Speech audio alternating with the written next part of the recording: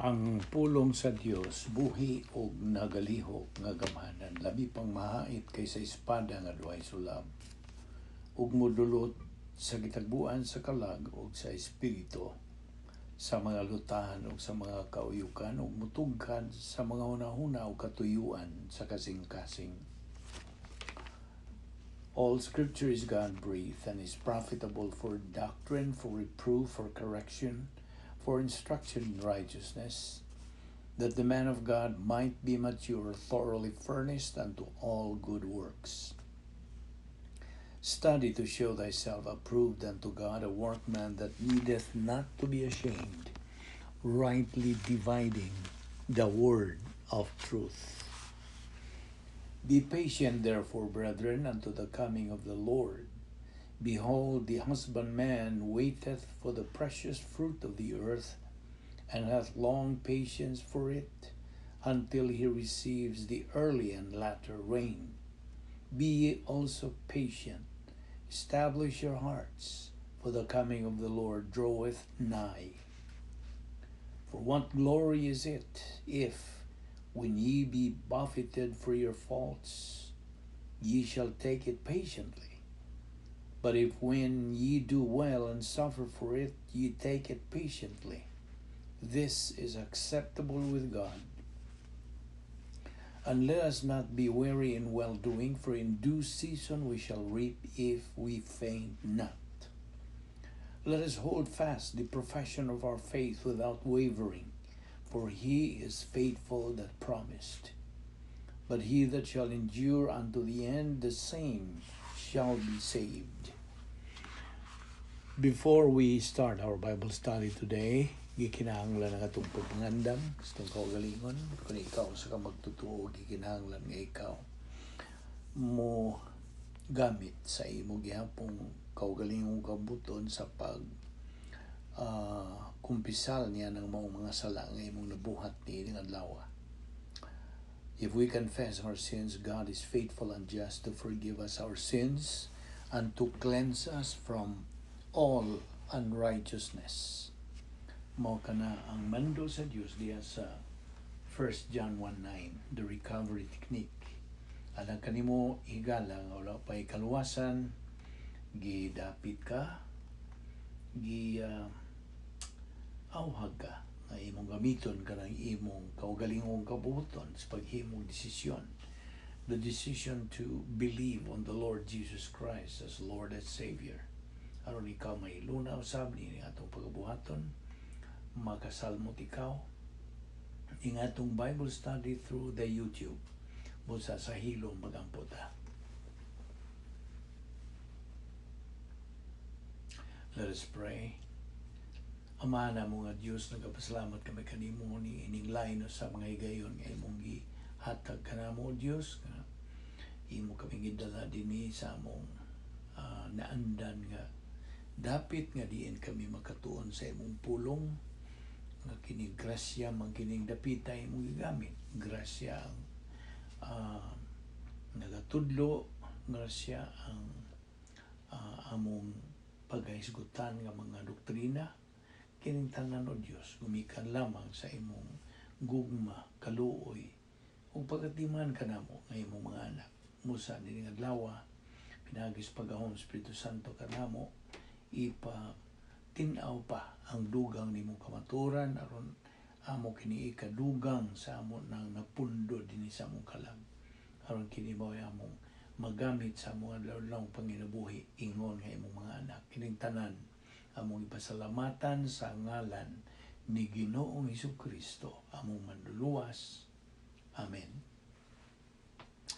Well, mayong adlaw sa tanan natong mga suki, atong mga higala, mga kaigsunan diyan ni Kristo. Aniyan sa kita nining atong Bible study through the YouTube under the Balbido Evangelistic Ministry. Niya kita nagadupot gihapon ni ining atong tunanan nga giuluhan og the unique spiritual life of believers in Christ. Ang talagsaon nga panginabuhi o espirituhanong panginabuhi sa mga magtutuo ni Ginoong Hesukristo. ato ipadayon. Now, atong gisgutan last time kadtong upat ka divine institutions. The 4 divine institutions: volition, marriage, family, nation. Okay? Now, kini mao ni pahimutang sa Dios. Iya kini establish alang sa tao. You see? Kay kini iya man gipahimutang alang sa kaayuhan nato ingon nga mga sakop sa kaliwatan sa tao. Og mao na nga si Satanas nga mao'y nag-una nga kaaway sa Dios is on the run. Kanunay gyud siyang nangita yung pagi kutob siyang mahimo nga iya kining gub-on kining gi-establisar nga 4 divine institutions sa Dios. Kining kabubutos tao, ang kaminyoon, ang panimalay, ang nasod, mao ni ang iyang tumong ni Satanas nga gub-on niya kini. Okay? O sayo nakita nga si Satanas ana ay palisi nga ginganlan og evil, dautan. Samtang ang iya sa Dios grasya. So mo to ang ingon nimo nga kini nagkabangi kining duha ka puwersa sa Dios o puwersa ni Satanas. Puwersa ni Satanas ang iyang policy mo ang evil. Ang puwersa sa Dios mao ang grasya. So papilion ta unsa may atong pilion, ang grasya ba o dautan? Kung naibaw na po kasi resulta niyan. Now, ayaw usang kalimti katong Kolosas nga itong gisgutan kanang Kolosas 3 nga naghisgot ka na og beyond all these things put on love. Naghisgot kini og ugma which is the perfect bond of unity. Og diha sa bersikulo 15 niya na maong kapitulo naghisgot usab kana nga bahin sa kalinaw. Let the peace of Christ rule in your hearts, to which indeed you are called in one body, and be thankful. Hinumdumi nga ang gugma alang sa Dios kinahanglang mao'y muuna kaya sa atong gugma sa atong isig katao. Love for God precedes love for mankind. Okay? Ayun na nagkalimti. Now, kining gisgutan gugma, this kind of love, mao ni gisgutan sa Biblia og virtue love. Okay? Kining virtue love, matang kini sa pangunahuna, it's a state of mind. It is a mental attitude love. Ato naman hindi padayag o ipahayag nimo nga ang Kristohanong matang sa pagkinabuhi unsa sistema sa pangunahuna. It's a system of thinking, a state of mind, a mental attitude. So mao kining gugma nga atong gisgutan dinhi nga gisgutan sa Biblia, mao kini ang matang sa gugma diha sa pangunahuna, mental attitude love. And kini maugmad pinagi sa atong malahotayon, makanunayon nga pagtuon sa pulong sa Dios. This is developed pinagi sa persistent and consistent study of God's Word. Ug kung wa kita'y pulong sa Dios nga niya sa atong kalag, lisod kayo sa pag-ugmad kining maong matang sa gugma. It's hard. Kay kasagaran nga mga gugma nga tawhanon, human love, is actually occasional love. Meaning, kung ang object sa imong gugma, tumong sa imong gugma, ang imong higugma, kung kini siya lovable. Okay? Kung lovable ni siya, ato siya higugma, unapan kung dili lovable, we don't love. You see, mo ni gingan occasional love. So, mo ni sagad sa mga tawhanon nga mga matang sa gugma. Now, adto na punta sa 1 John 4:7, Beloved, Let us love one another, for love is from God. And everyone who loves is born of God and knows God. O Hebrews 11:6 po, nagingon, without faith, it is impossible to please God. Imposible yun. O Romans 10:17, ato na po ning balikon, faith cometh by hearing, and hearing by the word of God. We love God because He first loved us. Siya may miuna og paghigugma kanato. So, atong i-reciprocate, atong balusan ka ng maong gugma sa Diyos sa paghigugma kaniya. You see? Now, mga tanan na po ko rin, when did God first love us? Ano sa aman? Siya na higugma na to. Ingon magkaga, God first loved us. Kano sa aman? Well, at salvation. Yan itong higayon nga, naluwas kita. That's the point of doctrine diha.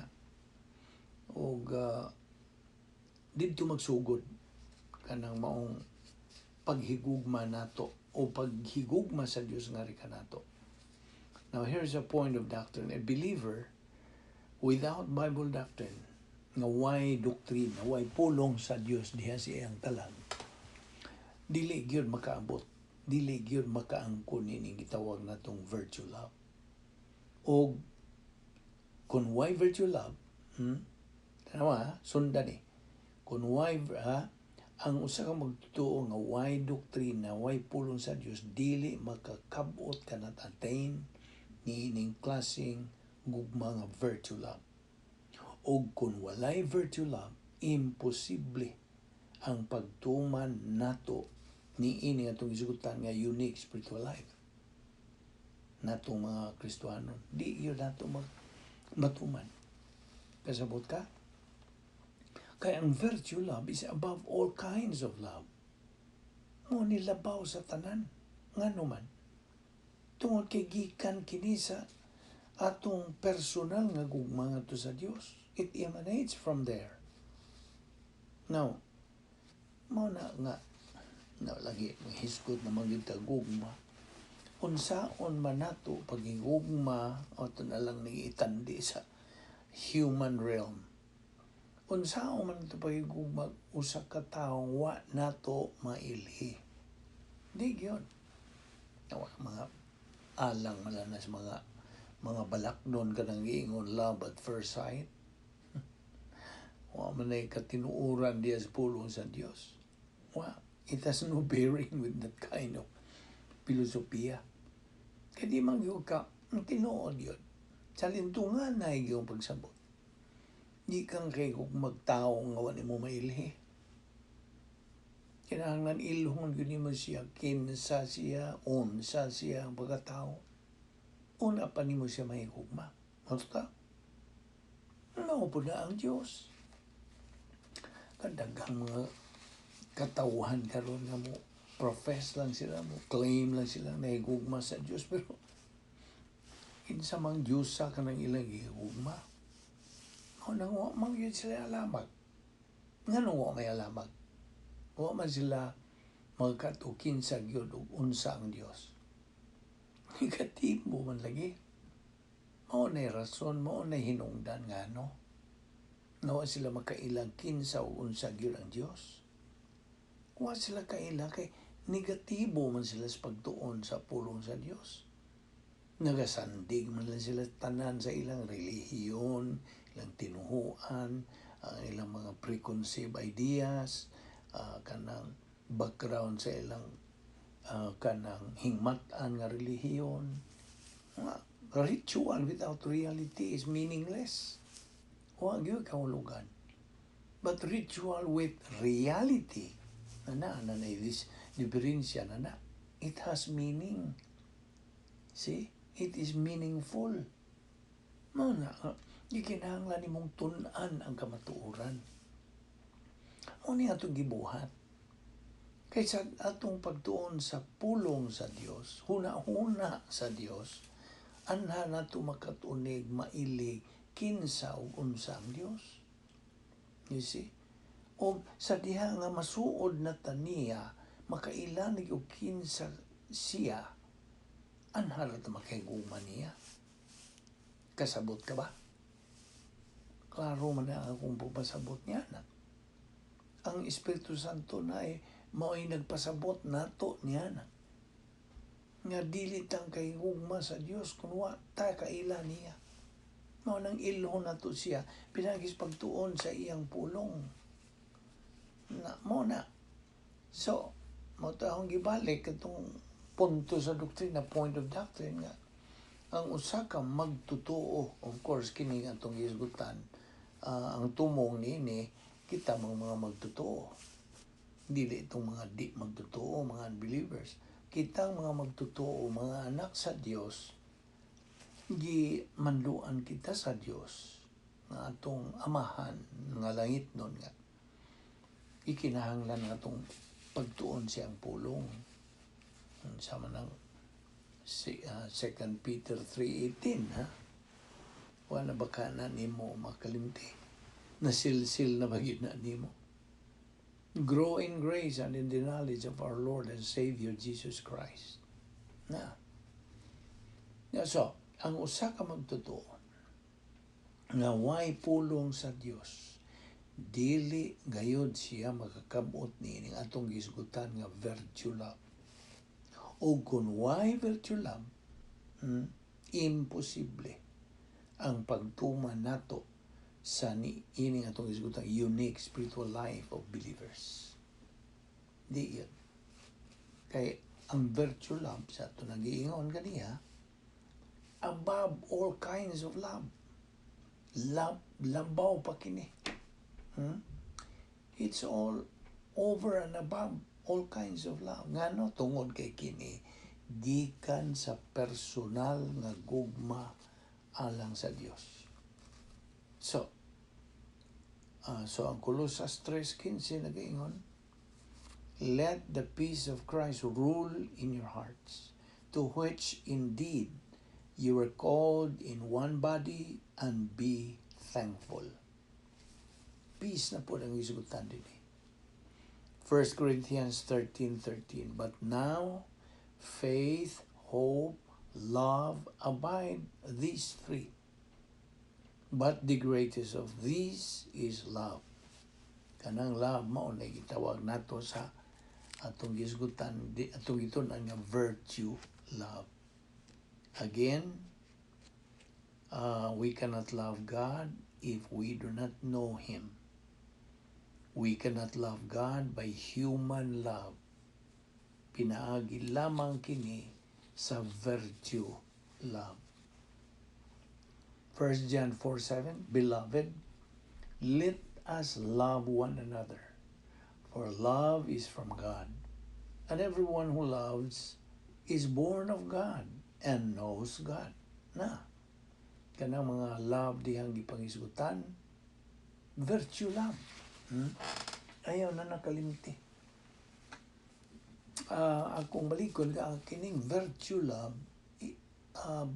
bunga na kini, sangputana na kini, resulta na kini, byproduct na kini sa atong padayon sa pagtuon sa pulong sa Dios. Malahotayon, makugihon, kanang masubayon nga pagtuon sa pulong sa Dios. Adlaw-adlaw pagtuon sa pulong sa Dios mao kini.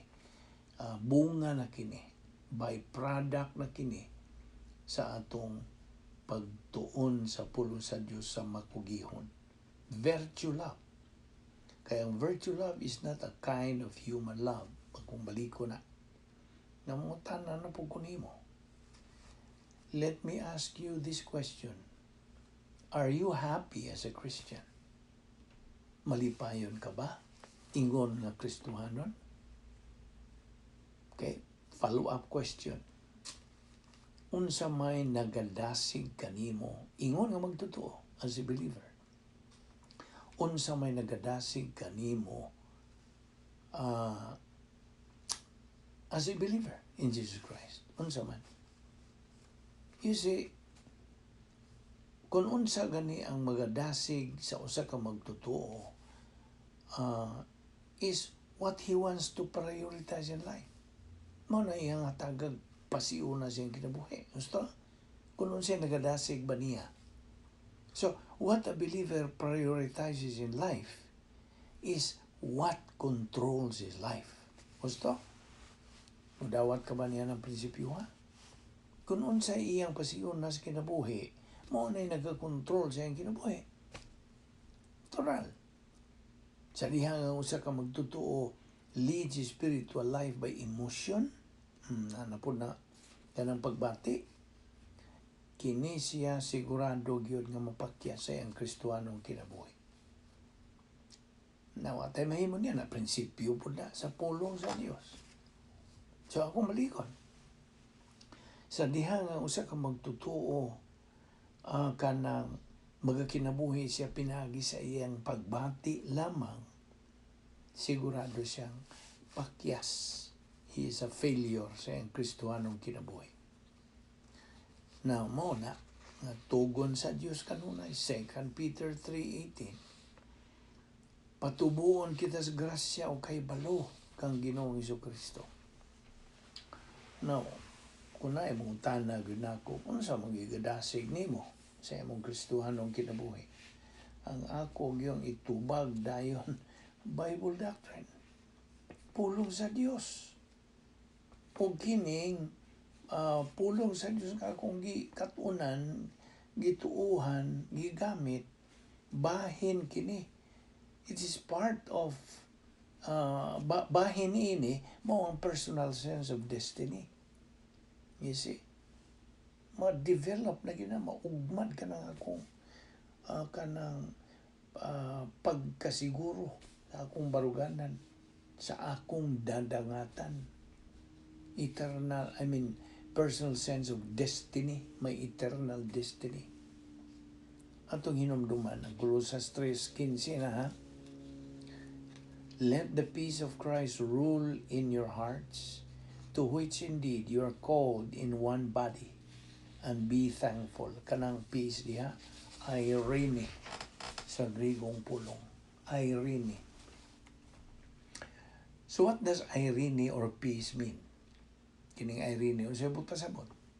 Well, in English, ang peace, giingon kini og is a set of favorable circumstances, freedom from worries, without trouble. So, freedom from turmoil. Mao na'y peace.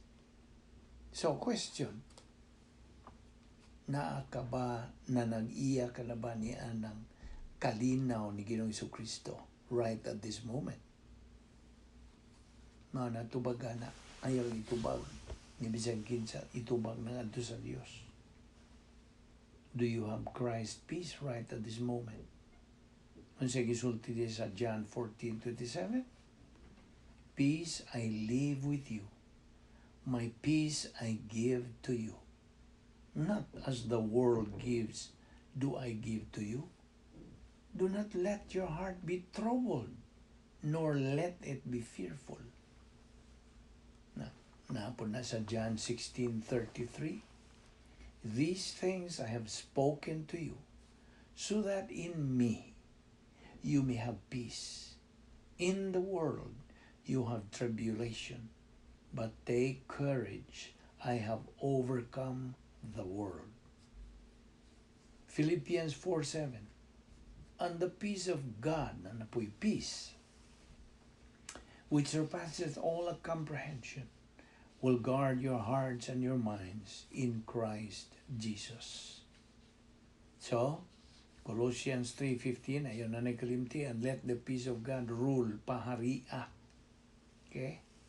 Paharia diya sa imong kalag, ay imong kasing-kasing. Okay, kining peace ay rini, wa yung kay mga kagulanan, wa kay mga kaguliyang diya sa imong galamhan, wa kay kabalaka, wa kay mga kahadlok. And there is absence of stress. Stress-free. Okay? Problem-free. Worry-free. Free from any trouble, from problem. A set of freedom from emotional sin and arrogance and fear. So, mangutan na po ko nimo, asa manimo ni makaplagi kining maong matang sa kalinaw? Where can we acquire? Asa man nato ni makuha? Tubag? Ang pulong sa Diyos nagiyon, it is the peace that Christ gives us believers. Mao ni gihatag ni Ginoong Jesucristo kanato nga mga Kristohanon. John 16:33 again, these things I have spoken to you so that in me you may have peace. So, kaning naghisgot ng mga peace, Philippians 4:7, and the peace of God which surpasseth all understanding will guard your hearts and minds in Christ Jesus. So, diba ni ka ng Colossus 3:15, ha? Let the peace of God rule in your hearts. Sa Bisaya, kanang rule, paharia o paghari. Kini nagpasabot to control the activity of someone based presumably upon correct judgment and decision. Okay? Colossians 3:15 again, let the peace of God rule in your hearts, to the which also ye are called in one body, and be thankful. John 14:27, peace of Christ. Ang gisgutan. John 16:33, peace of Christ. Kalinaw ni Kristo. 1 Corinthians 2:16, unsa man ang sa gisulti dihan sa gisgutan. Huna ni Ginoong Jesucristo. Kining kalinaw can only be acquired from the Word of God, the mind of Christ. So, di man niya, kini atong gipangtun-an, mind of Christ kini, una-una sa Dios. O kining maong kalinaw nga atong giduputas paghisgot is a volitional benefit. If we have happiness, we also have peace. Natural. Kunaan natay kalinaw, kalipay, napod tayo kalinaw. There is contentment through it. Og ako kang hatagan og ingon ta assignment may tungod nining pulong nga contentment. Okay? Pangitaan na diya sa Biblia ang bersikulong naghisgot nining contentment. Pagkakontento, bertud kini, mithi na kini, nga naangkon sa kamagtotoo, nagpadayon sa pagtubo sa espiritualong pagtubo. No, by the way, nainomdom kapabanga kitang mga Kristohanon pakabuuton niya ng atong goal, common goal nato. Nga unsay atong common goal?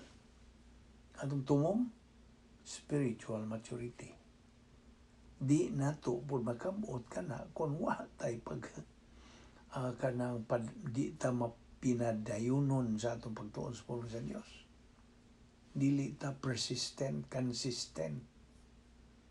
Kung dili ta magtuon sa pulong sa Dios sa adlaw-adlaw, di gyapon. Managingon sa akong amigo, di magsilbi.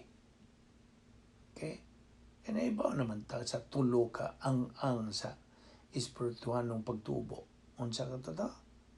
Una, diya sa sinugdanan, mao ka ng pagkabata. That's the first level of spiritual growth. Sa bago ka pang naluwas ba? Newly born again. Bata ka pa. So, unsay kinahanglan sa usa ka gabayng bata masuso aron siya mutubo? Ang gatas. Dili itong mga gahing pagkaon, di pa mahingipon, di pa siya magkatuon. You see? O nang bata, na ka nang atong gihisgutan nga gatas, gikumparar, gitandi ka na sa sinugdan ng mga pagtulunan sa Biblia. Basic doctrine. So, magtuon.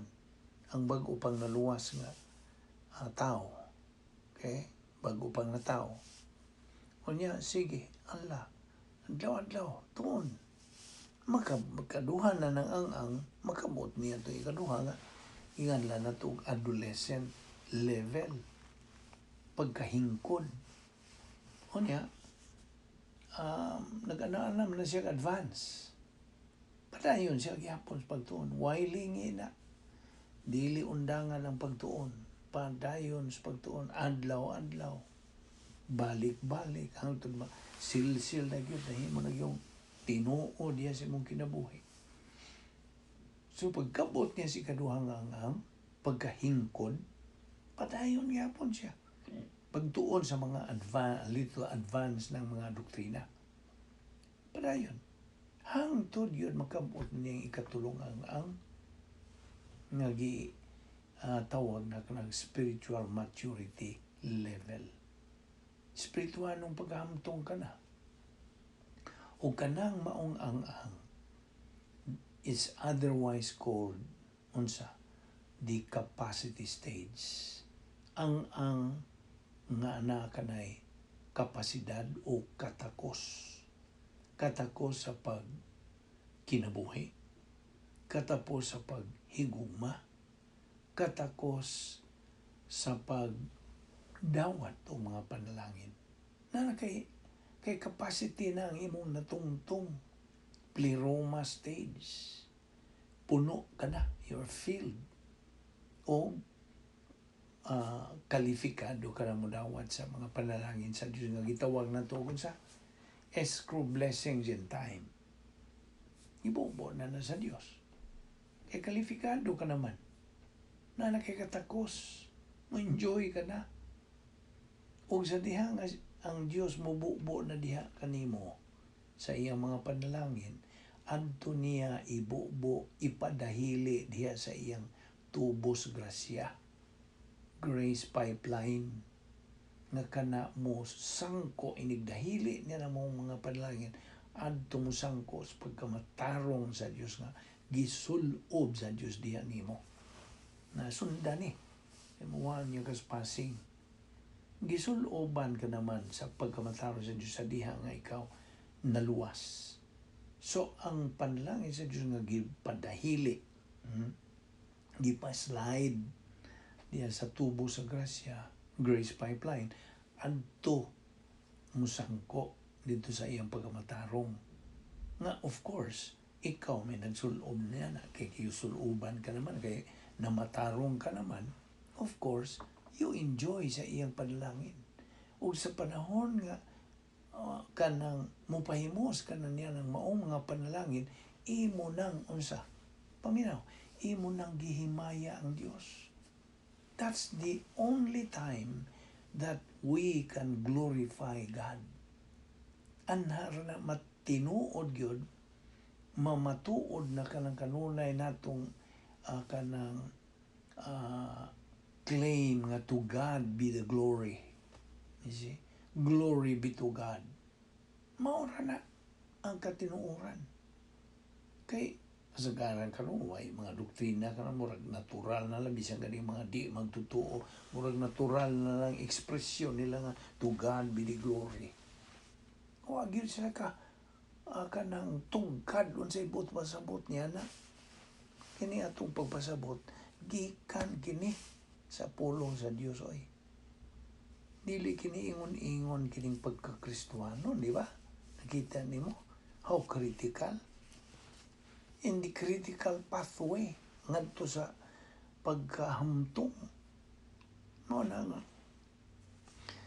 Atong gibalik, balik kini gisubli. Subli kini mga puntuha aron di nagyod makalimtan sa atong baruganan. So, mao kana ang atong tumong spiritual maturity. Ato kining ipadayon ugma. Ayaw kalimot sa pagsubay nini, pagsunod sa atong series naman kini itong Bible study through the YouTube under the Balbido Evangelistic Ministry. O gidasig ka sa pagpadayon nini kay kini agi manighagit sa Dios kanato. It's a challenge. Kita magapadayon hangtod magkabot gyud nato ang espirituhan ng pagkahamtong. Kining tanan grasya ani atong gipahimos lang bisan pag kining Bible study through the YouTube taon na tanini, grasya kining tanan. We do not deserve it. Magampo ta. Ama na mong langit no, nagpasalamat kami kanimo sa imong mga pulong. Ay imong gitudlo ka namo ning adlaw. Hinaot nga kini masilsil gyud sa among limpatakan ug sa among kalagod Dios. Bani kami sa among pagbubuwag ning adlaw. Likay kami sa mga kabilinggan, dada kami pagbalik dinhi aron kami makapadayon sa among spiritual momentum. Salamat sa ngalan ni Ginoong Kristo. Amen.